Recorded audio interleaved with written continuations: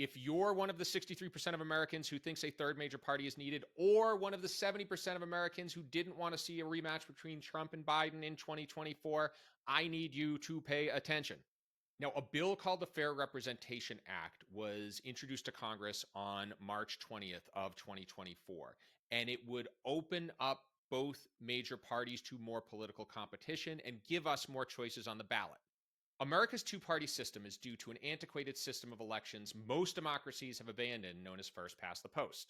In a system like this, the person with the most votes wins. And this sounds fair, but you have to remember it only works if there are only two candidates on the ballot, because the instant a third candidate gets on there, you can win with 33% plus one vote. In systems like this, voters tend to line up behind one of two major parties. This is a phenomenon known as Duverger's law. It also means that neither party has to work so hard for your vote, as you only have two choices. Now, the second problem is that America is divided into single-member congressional districts. This means voters are represented by one representative who can be a member of one party. This makes it really easy to gerrymander and results in more polarized representatives. As in a gerrymandered district, the party primary is a substitute for the general election, and primaries tend to attract more partisan polarized voters. It also means that if you're a member of the minority party in that district, your representative doesn't have to pay attention to anything you think because they've already got the votes they need to win. I'll give you two examples. In my home state of Massachusetts, about 30% of voters cast ballots for Republicans in the 2022 midterms. This resulted in 100% of Massachusetts' 9-member congressional delegation being Democrat. Makes perfect sense. Now, the reverse happened in Oklahoma, where about 30% of voters cast ballots for Democrats, and 100% of the state's 5-member congressional delegation were Republicans. The Fair Rep Act changes this in two ways. The first is that it replaces first past the post elections with ranked choice voting, so voters can rank their candidates in order of preference. This encourages candidates to reach out beyond their party's base because second and third choice votes matter too.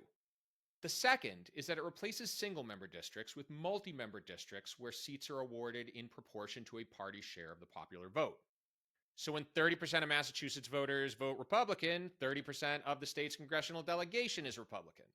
And when 30% of Oklahoma voters vote Democrat, 20 to 40% of the state's congressional delegation are Democrats. It's a little tougher because you got to divide 5 by 3.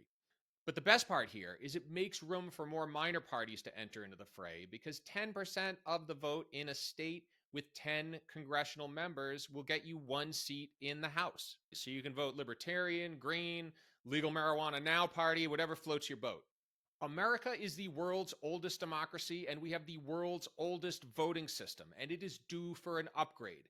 Going to vote shouldn't be like visiting one of those colonial villages where you churn your own butter. So I need you to do a couple of things.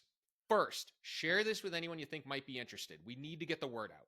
Second is get your little Googling fingers limbered up. Go and find out who your member of Congress is. Call and email them and let them know you support this piece of legislation.